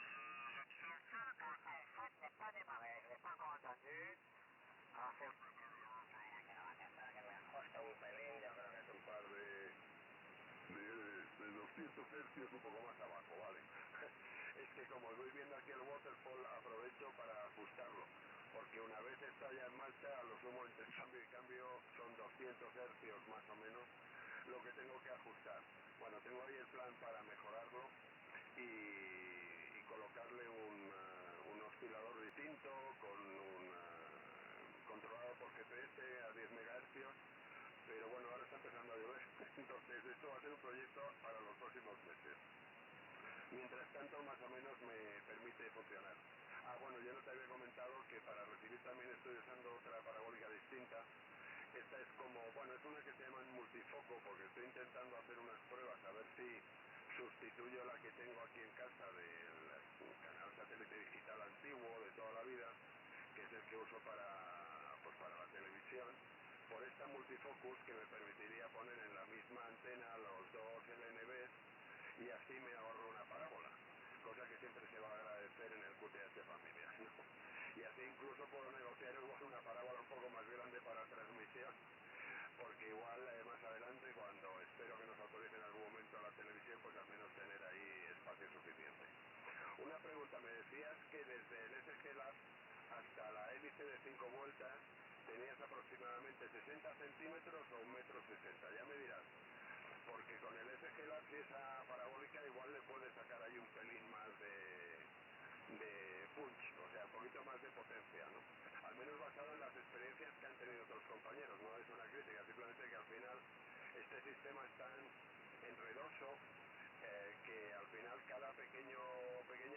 inercias hacen un gran cambio al final, pero bueno, es lo importante, que podamos seguir jugando. Adelante, Juanjo, 5 Yankee Fox, Eco Alfa 4, Bravo, Florida, kilovatio. Bravo, Florida, kilovatio. Ok, Alex, perfecto. Pues sí, estoy con un metro 60, 1,70 m de lo que es el SG Lab a la cena. Y vamos a ver, estoy un poco becario en el tema de la cena. Se me vuelve un poquito la parabólica del viento, no la tengo muy bien anclada la torreta, y he estado hoy haciendo unas pruebas con unas gradas que me he construido para poder sujetar mejor la parabólica, o sea que estoy un poco precario. Pero sí, todas las mejoras que se puedan hacer son buenas porque se exprimen ahí los 2 vatios y pico que saca el SGLA. Más el cable más corto no lo puedo hacer, no lo puedo hacer porque es lo que me da. El cable es bueno, es un LMR400 y los conectores son buenos también. Son conectores pequeños, SMA, no son conectores. ¿Y qué te iba a comentar? Que nada, que me siento un poco extraño porque cuando estoy modulando me estoy oyendo a mí mismo y me molesta mucho. No puedo concentrarme muchas veces al escuchar mi voz. Estoy con los auriculares puestos y me desconcentra un montón. Pero en fin, intentaré hacer lo posible. Alex, Eco Alfa 4 Bravo 4 kilos, Eco Bravo 5 Yankee Foxtrot. Muy bien, Juanjo, Eco Bravo 5, Yankee Foxtrot, Eco Alfa 4, Bravo, Florida, kilo retornando. Efectivamente, yo lo que hago es apagarlo, el sonido de retardo, porque más o menos hay como 100 milisegundos que hay de ida y vuelta, más o menos he hecho los cálculos, más otros 100 milisegundos que le añade el programa del CDR Console, pues casi con un cuarto de segundo más, yo la verdad es que soy incapaz luego de pronunciar palabras, o sea, me atrabanco. Entonces, como veo la imagen del waterfall y veo que la señal sale más o menos bien, pues asumo que se me escuchará bien, o sea, además tampoco tiene mucho mérito la voz. Bueno, pues nada, Juanjo, yo te dejo para que sigas ahí haciendo poseos y disfrutando del quotient. Yo he escuchado antes que llamabas y bueno, te ha contestado primero un alemán y luego creo que ha sido otro también y bueno, luego charlo con él.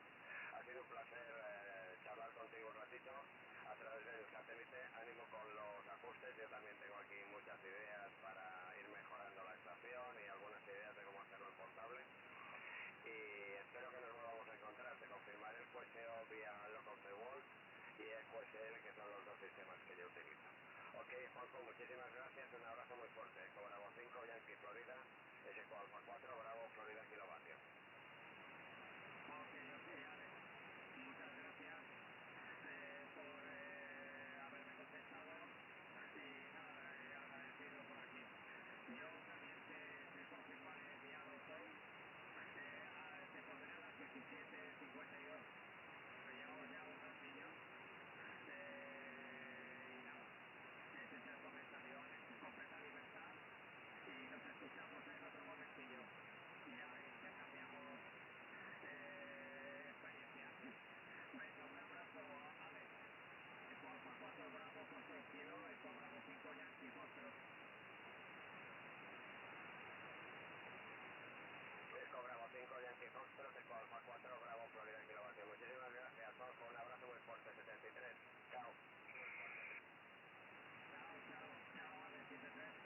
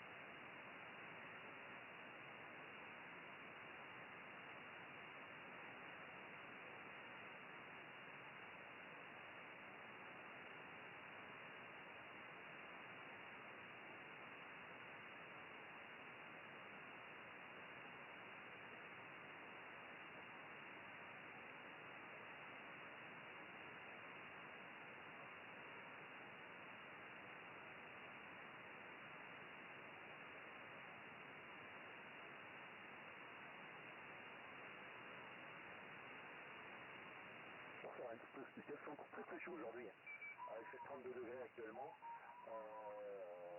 Ich weiß noch warum hat es geknallt. Es gab Schießereien. Zuerst sind wir noch zusammengefahren vor Schreck. Man hat gesagt, oh, was ist denn da los, eine Schießerei? Mit der Zeit hat man es gewusst. Dann knallt es plötzlich wieder und die Leute gucken dumm rum, aber interessiert niemanden. Mit der Zeit haben wir uns dann auch daran gewöhnt. Man ist natürlich dann schon nicht in diese Gassen gegangen, wo der Lärm hergekommen ist, aber ja, es ist, glaube ich, schon noch eine lustige Gegend manchmal. Ja.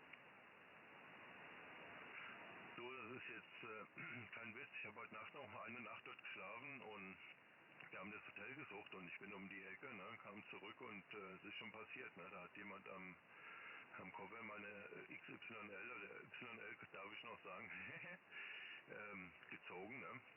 Und es kam zum Glück ein anderer noch dazu und dann hat sich die Sache wieder gelöst, hat abgelassen. Ne? Ich war wirklich mal im kurzen Moment war ich um die Ecke gewesen. Ne? Ich bin 1,93 Meter groß. Ne? Wenn ich da bin, passiert dann normalerweise nichts und die lassen auch mich in Ruhe. Natürlich, ne? Aber das siehst du das so, wie verrückt die Stadt auch ist. Ja, also, ja, das geht dann schnell. Dann haben die gesehen, der große Typ ist weg. Kannst du mal probieren? Ja, meine Güte. Ja, da bist du froh, bist du wieder zu Hause, gell? Da passiert das weniger. Aber ja, das ist schon blöd, solche Situationen. Man fühlt sich dann natürlich schon unsicherer an, wenn man so weiß, dass solches Zeug passiert. Okay, Mario, ich gehe runter, gehe essen. Danke dir vielmals fürs Kurso und freue mich auf das nächste Mal. Es ist wirklich ein lustiges Kurso, hat Spaß gemacht. Delta Lima 8 Whisky Tango, habe 9 Charlie Alpha Uniform. Alles klar, du, aber ich sag dir abschließend noch, du sitzt da, bist am Essen an der Straße, ne, und siehst aber so viele junge Mädels oder Mädchen, die womöglich ein Abitur gemacht haben und durch Europa fahren, die fahren natürlich auch nach Marseille, ne? Und die laufen da mittendrin drin herum. Ne? Also das ist eine interessante Stadt, eine wunderschöne Kirche, aber so ein bisschen auch, kann man glaube ich sagen, es ist gut, wenn man da rausfährt und ein Stückchen weg und wenn man so 40, 50, 60 Kilometer weg von der Stadt ist, da ist die Welt wirklich in Ordnung. Mach's gut, viele Grüße in Nähe vom Rheinfall, DL8 Whisky Tango und guten Hunger. Oh, daneben ist es wunderbar, wir haben da in Avignon und das ist da die Welt dann völlig in Ordnung. Okay, tschüss Mario, danke vielmals fürs Kurso und auch einen guten Appetit bei dir. Denk dran, Lüder.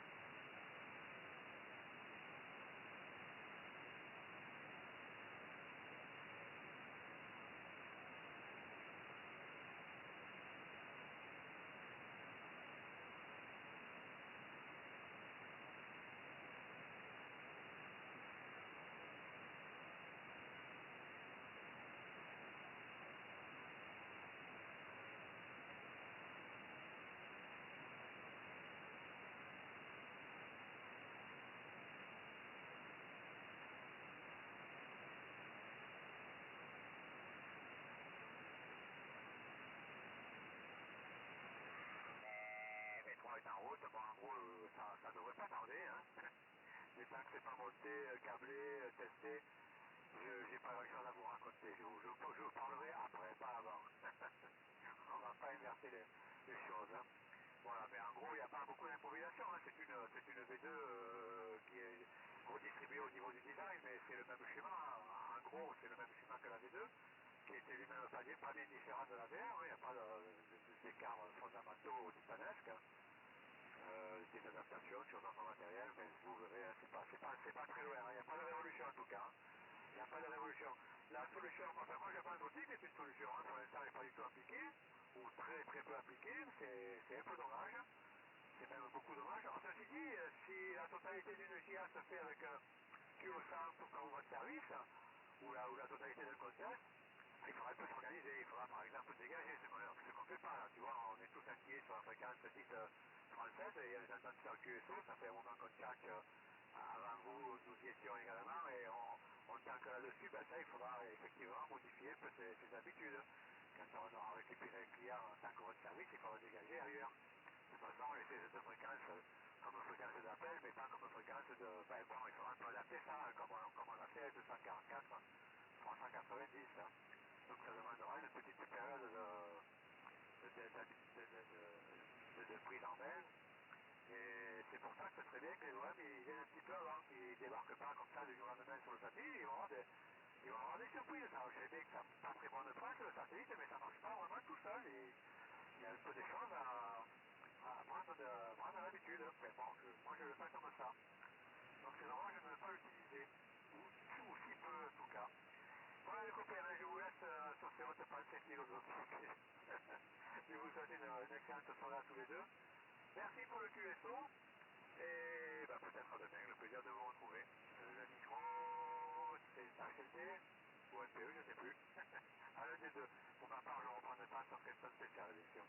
Bonne soirée. Ouais, ok, je vais reprendre également pour le final. Ouais, c'est bon. Ok, un MPE, 6 BVA, 6 HLD. Eh ben écoute, pas de problème, Michel. Non, c'est juste pour voir, bon, savoir si c'était bien en route pour la V3 et tout.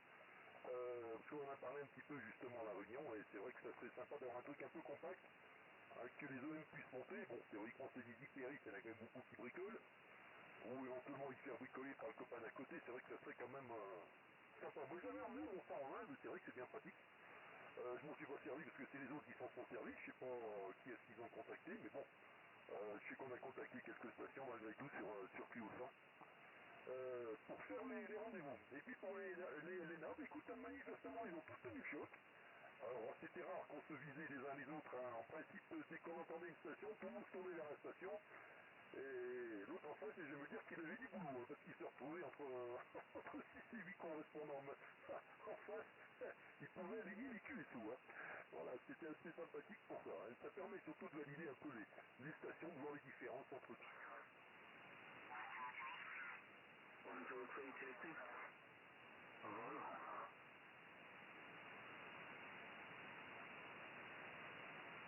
Hello. 1, 2.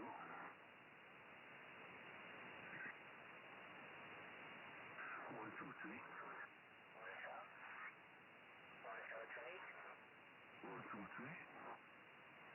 Hello, testing. 1, 2, 1, 2. Hello there, 1, 2. Testing. Testing. Testing. Testing. Testing. Testing. 1, 2. Hello. Hello. 1, 2.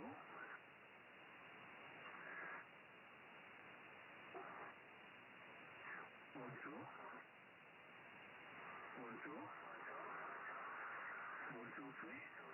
Hello. 1, 2. 2. 1, 2. 1, 2. Hello. 1, 2, 3. 1, 2. 1, 2, 3. Hello.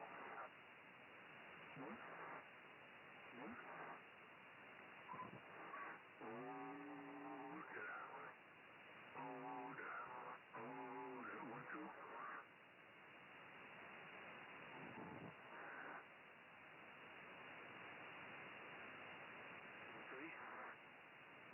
3. Testing. 1. Hello. 2 and 2. Hello, 1 2. 1 2. 2 3. 1 2 3.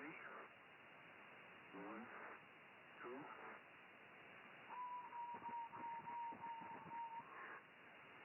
Hello, 1 2. Testing. Hello, testing. 1 2 3. Testing. Hello, 1 2.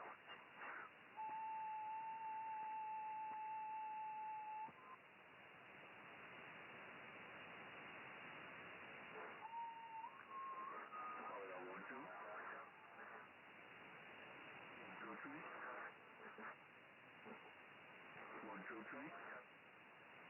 Hello. Testing. 1 2 3.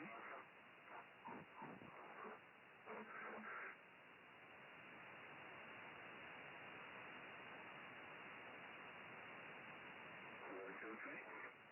1 2.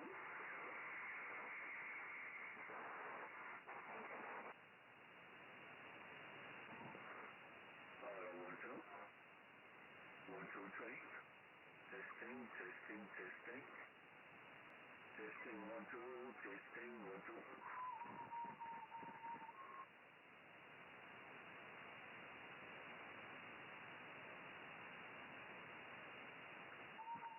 Hello, 1 2. 1 2 3.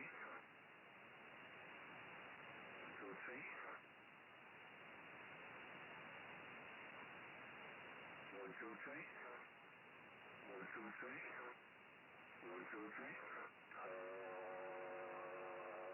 Hello.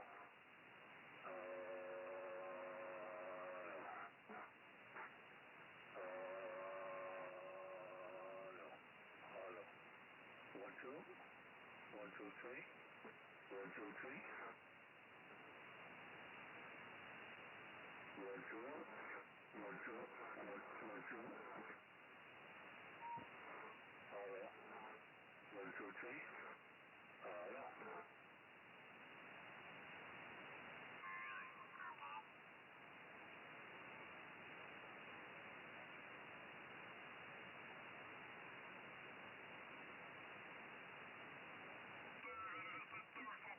Vieux petit FT 290R et FT 790R. Bien qu'en réception, de temps en temps, j'utilise autre chose en 400 mégas, y compris console SDR. Donc j'utilise un convertisseur